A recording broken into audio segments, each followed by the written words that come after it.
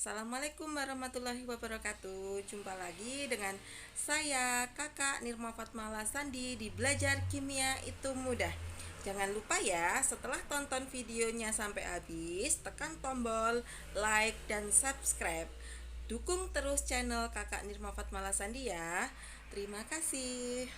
Assalamualaikum warahmatullahi wabarakatuh. Jumpa lagi dengan Kakak Nirma Fatmala Sandi di Belajar Kimia Itu Mudah. Oke, kakak kali ini akan menjelaskan tentang pengertian koloid. Koloid itu ada di kelas 11 semester 2 ya. Apa sih pengertian koloid itu? Koloid itu sangat banyak sekali kalau kita jumpai sehari-hari. Contohnya apa? Ada susu, ada es krim, itu termasuk koloid. Tapi campuran itu juga sangat banyak sekali kita jumpai sehari-hari. Ada campuran air dengan gula, ada campuran air dengan susu, campuran air dengan kopi.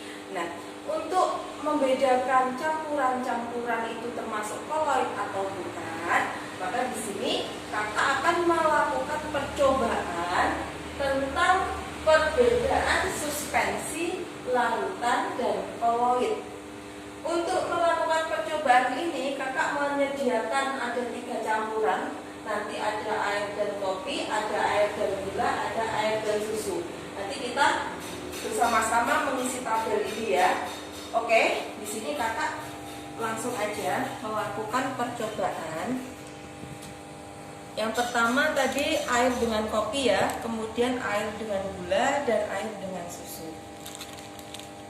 Kopinya kakak ginikan ya, dimasukkan dulu kopinya. Kemudian gulanya di gelas yang kedua ya. Ini ada gula di sini. Gula. Kemudian susu.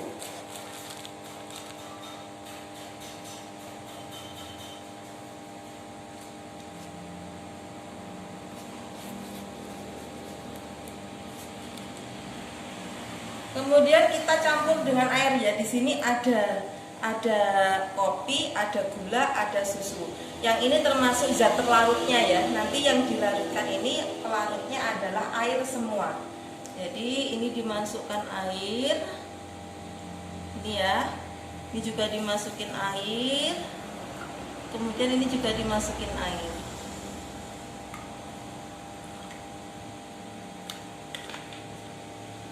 Oke, di sini terdapat perbedaan antara ketiga larutan ini.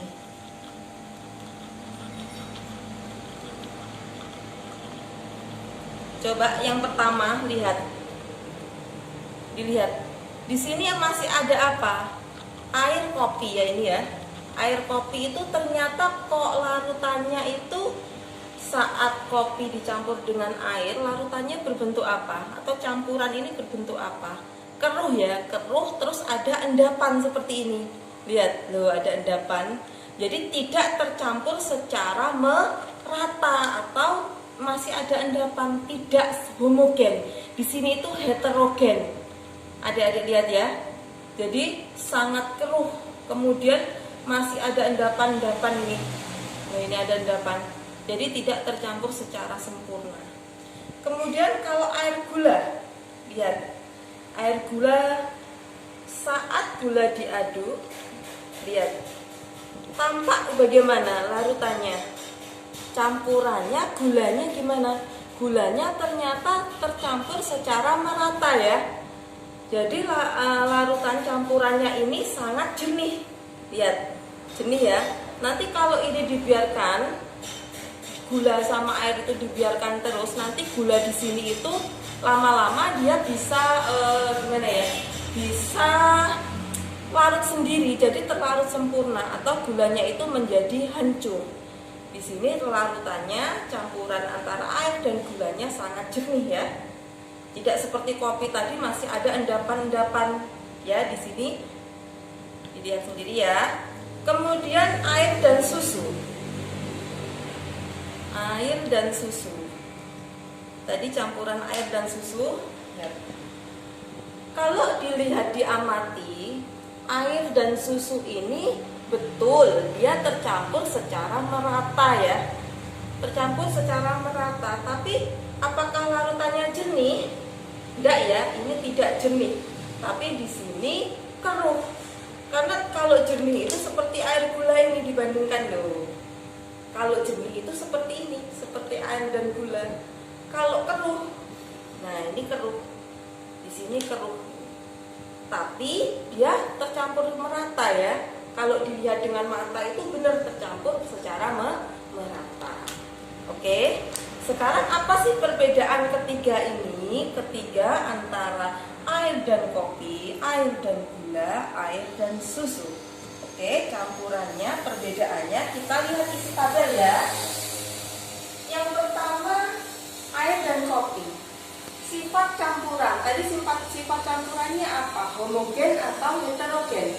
Heterogen, karena air dan kopi itu tidak bisa tercampur secara sempurna atau terpisah antara zat pelarut kopinya sama zat pelarut airnya. Berarti di sini sifatnya adalah heterogen. Kemudian air dan gula. Air dan gula tadi gimana? Tuh, lihat ya, adik-adik dilihat di sini. Pada saat dia didiamkan, itu gulanya tadi yang berbentuk kristal itu dia larut sempurna sekali, sangat sempurna. Nah, ini namanya larutan, jernih sekali. Berarti di sini tercampur secara homogen ya, satu jenis. Jadi sifat campurannya itu sangat homogen. Kemudian air dan susu. Air dan susu karena dia itu hampir seperti homogen, juga hampir seperti heterogen. Maka saya tulis seperti ini ya. Tampak homogen, tetapi heterogen. Jadi air dan susu ini termasuk campuran yang hanya dilihat kalau pakai mata itu tampak homogen, tapi sebenarnya dia adalah heterogen. Kenapa? Kalau air, susu kan lemak, ya kan? Air sama lemak itu sebenarnya itu nggak bisa bercampur secara sempurna. Tapi kalau kita lihat dengan mata, ini kelihatan bercampur rata ya. Tapi padahal kalau lemak itu kan tidak bisa tercampur sempurna dengan air. Karena itu untuk membedakan fase airnya mana, fase susunya mana, itu kalau larutan seperti ini air dan susu itu dapat dilihat itu pakai mikroskop ya, mikroskop ultra. Jadi bisa dilihat nanti. Kemudian fase campurannya, karena heterogen itu kan ada fase air, ada fase kopi terpisah. Jadi dia memiliki dua fase endapan dan fase air. Tuh, kalau dibiarkan sendiri, dibiarkan diam ya, endapannya berada di atas, airnya berada di bawah. Nah, ini namanya dua fase. Kalau air gula satu fase, tidak ada endapan di sini. Berarti ini air gula itu satu fase atau tercampur sempurna rata. Kemudian air susu karena dia heterogen, hanya tampak homogen tetapi sebenarnya heterogen, berarti dia terdiri dari dua fase. Ini ya. Kemudian endapan, sudah jelas ya, kalau air kopi itu pasti ada endapannya, ada endapan. Kemudian keruh.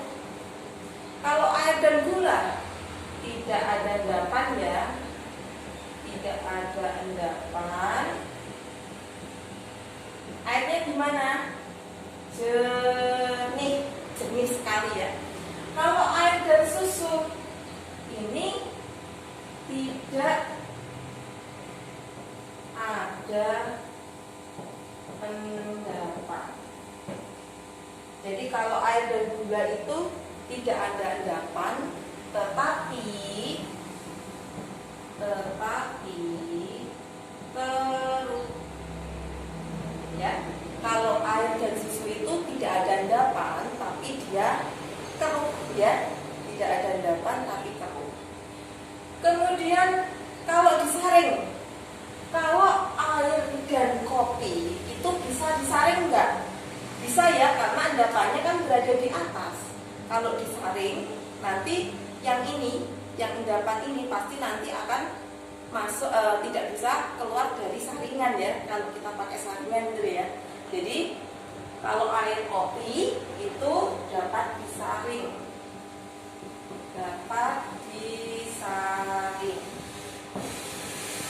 Kalau air dan gula itu tidak dapat disaring.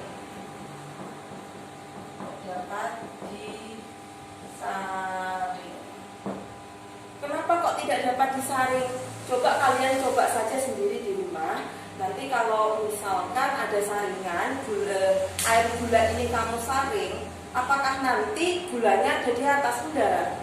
Nanti kalau kalian minum itu tetap rasanya air gula, karena gulanya itu bisa menerobos melalui saringan, gitu ya. Jadi tidak dapat disaring. Kemudian kalau air susu itu dapat disaring.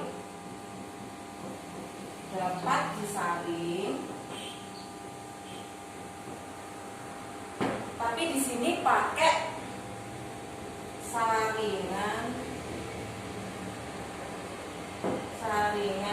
ultra.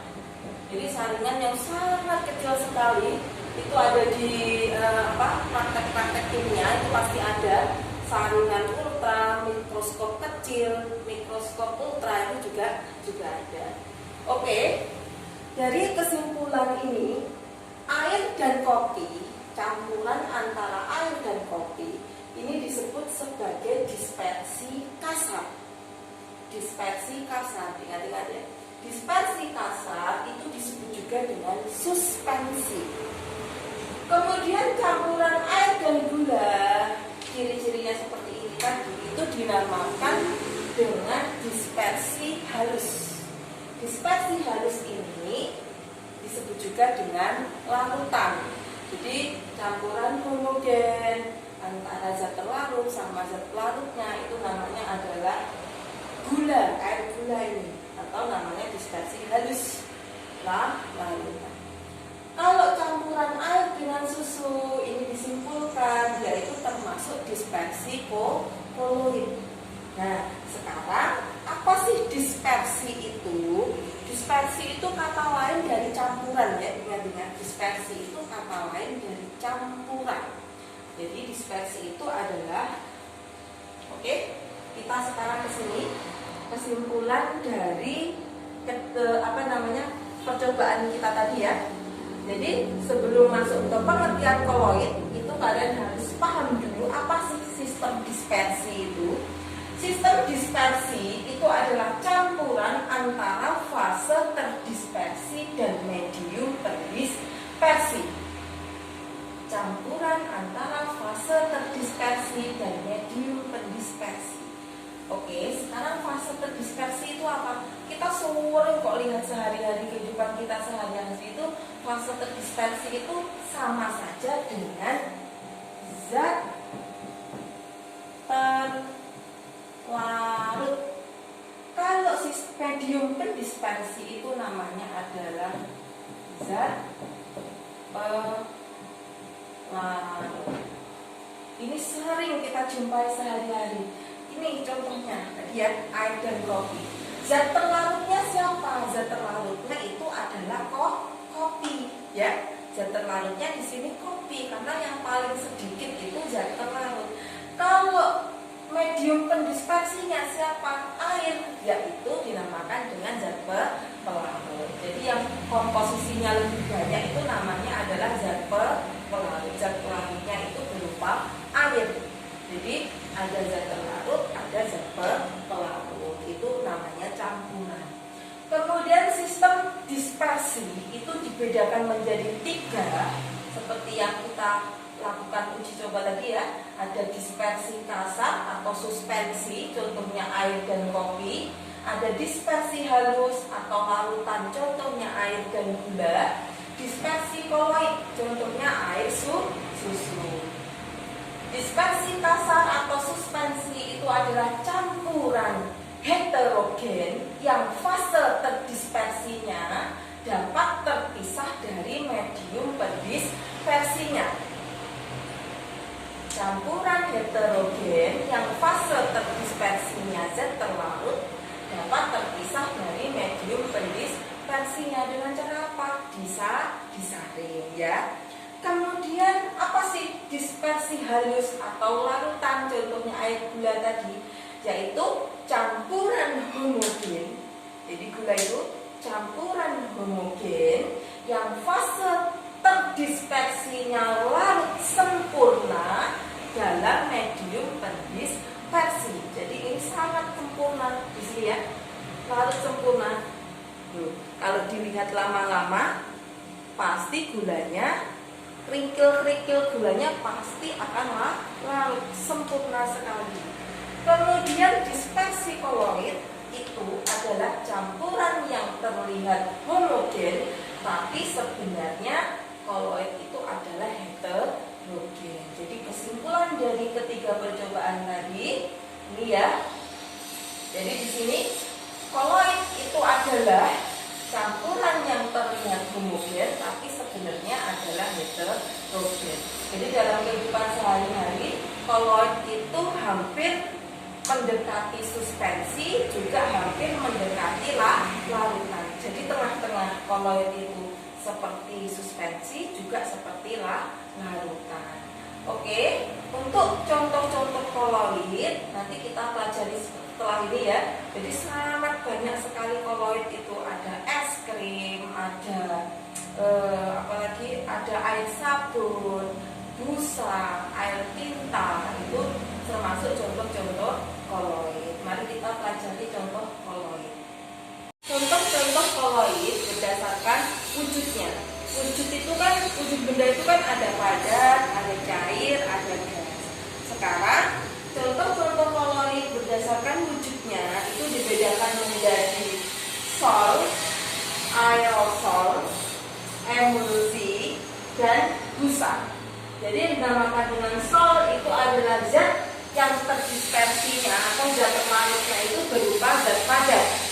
Kalau yang dinamakan dengan aerosol itu adalah zat yang pendispersinya itu berupa zat gas. Yang dinamakan dengan emulsi itu zat yang terdispersinya atau zat terlarutnya itu berupa zat cair. Kalau busa itu adalah zat terdispersinya itu berupa gas. Oke, sekarang supaya kita lebih paham lagi, kita lakukan percobaan dulu, kemudian nanti kita deskripsikan ke contoh-contoh koloid ini ya. Jadi sol itu dibagi masuk jadi dua, ada sol padat, ada sol cair. Aerosol itu pun, aerosol tadi pun juga dibagi jadi dua lagi, ada aerosol padat, ada aerosol cair. Kemudian emulsi itu pun juga dibagi dua lagi, ada emulsi padat, emulsi cair, busa padat, busa cair. Untuk lebih pahamnya, kita lakukan percobaan. Di sini ada beberapa contoh emulsi. Kakak ambil di sini ada beberapa contoh percobaan ya. Ini ada energen. Energen ini kalau kakak pakai zat terlarut ya. Berarti zat terlarutnya ini berupa apa? Bentuknya padat ya. Jadi sistem terdispersinya itu adalah berbentuk padat. Kemudian pendispersinya berupa apa? Yang pendispersinya ini adalah berupa air. Berarti berupa zat cair. Berarti kalau kakak di sini terdispersinya itu berupa zat padat, pendispersinya berupa zat cair, berarti namanya apa nanti? Namanya adalah sol cair, gitu ya. Jadi terdispersinya berupa zat padat karena energen ini padat ya. Kemudian pendispersinya berbentuk cair, maka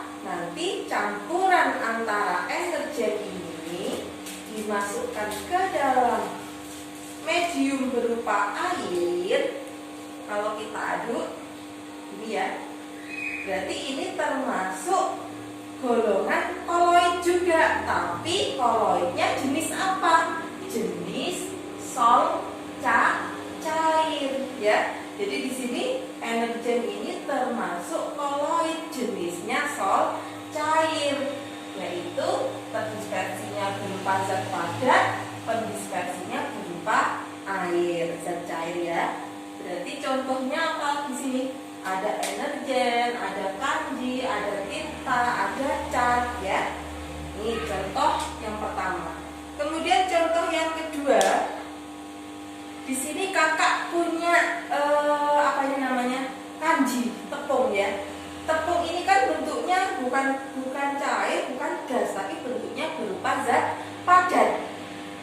Ini dipakai sebagai zat larutnya atau zat terdispersi. Zat terdispersinya berupa zat padat, pendispersinya, medium pendispersinya berupa air. Contohnya tadi kanji ada ya di sini ya.